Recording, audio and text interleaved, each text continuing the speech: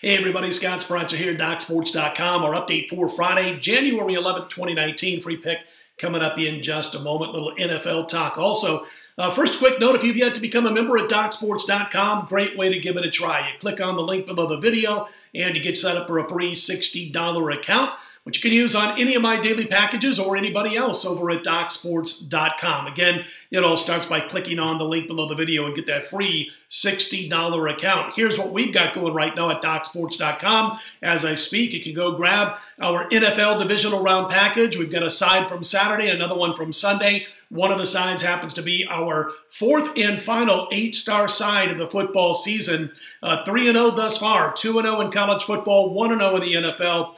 Our only NFL 8-star so far this season, way back on November 4th when the Falcons were a short dog against the Redskins and blew out Washington like 38-13, 38-14.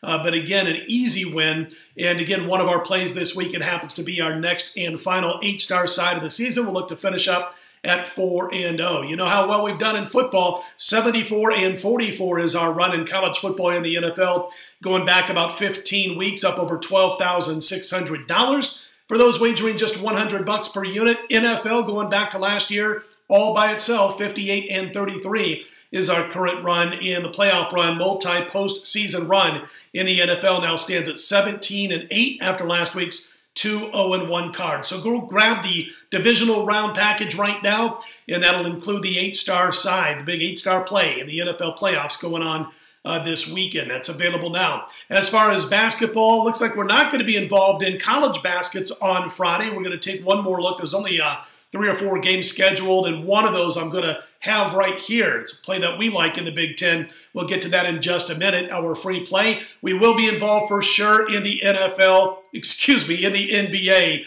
No doubt about it for Friday's card. Those plays will be up on Friday morning over at DocSports.com. Again, we're on a nice run, about 61% in all sports combined so far in 2019, so be sure to look for that on Friday morning. All right, before we get to the free pick in Friday Night College Baskets, quick note, we yesterday covered a little bit about what each team is going to have to do in the NFL for Saturday's games. As far as Sunday's games, early game Chargers at the Patriots, I want to get one myth out of the way right away. A good friend of mine and myself, he's got a 38-year database, goes all the way back to 1980. We went back a couple years ago, and we tracked how West Coast teams did on the East Coast. Didn't matter what time of day the game started or what day of the week, basically a 50-50 point spread proposition. Of course, the big myth is that West Coast teams struggle on the East Coast, especially in early games. It's a myth. We're here to bust that myth. Also wanted to mention that those teams have done pretty well when they're on the road on the East Coast for the second straight week. Teams have done quite well, and it only happened 65, 70 times when we ran this database from 1980 through about 2013 or so, and they actually were a winner against the spread, that West Coast team playing on the East Coast for a second straight week. As you know, all that good stuff, that sounds logical, baked into the numbers. So if the Patriots happen to win this game on Sunday, it won't be just because they're facing a West Coast team on the East Coast in early morning action. Wanted to get that out there because I still hear it to this day, people using that as part of their handicapping. If you like New England, make sure it's for other reasons than that. They don't need that little bit of what sounded logical to beat teams on most occasions when they're playing at Foxborough. Listen, the reasons that these two teams are going to, whichever one is going to win, are because of the players on the field, obviously. You know, can the Chargers switch back from that safeties at linebacker positions, scheme that they ran last week to shut down Lamar Jackson and that Baltimore run offense, and it worked well because their safeties are lightning quick, quicker than the linebackers. They're able to fill those running gaps a little bit quicker than a linebacker would. So now they're going to switch back to a more base defense. Can they get outside pressure from the outside, from the perimeter on Tom Brady in this game? That's another situation that we'll be watching for early in the game from the Chargers. As far as New England is concerned, listen, I don't think it's time for Bill Belichick to call it quits. I don't think it's time for Tom Brady to call it quits? Are they as good as some of the teams we've seen over the past decade? No, they're not. They're 3-3 in their last 6 games, 2-4 against the spread. What they've got to do, though, is protect Brady. Brady's got to make fewer mistakes than he did late in the season. Gronk has got to play well. It looks like injuries are starting to catch up with him, but I'm sure he's got at least, a few games left in him. But as far as this is concerned, they're going to have to hold off a Charger team that is running the football well. If New England can stop the run and put the onus of the offense on the passing game, then they got a shot to win. On the other side of the field, if the Chargers can continue to play defense on their terms, stay and keep an honest brand of defense, but get pressure on Brady from the corners, or not from the cornerbacks, but from the outside, then they've got a chance to win this football game. That's what each team needs to do. You know how great New England's been in the divisional round at home. You know how great the Chargers have been on the road this year, 8-1 straight up and against the spread. As far as the late game, where the Saints are about an 8-point favorite over the Eagles, remember they were a 7-point favorite when they beat the Eagles 48-7 earlier this year. Looked like the Eagles were out of any chance to make it to the playoffs. Carson Wentz had a horrible game, threw a couple of picks. He's no longer there. Utmost confidence by this team in what Nick Foles can do for them.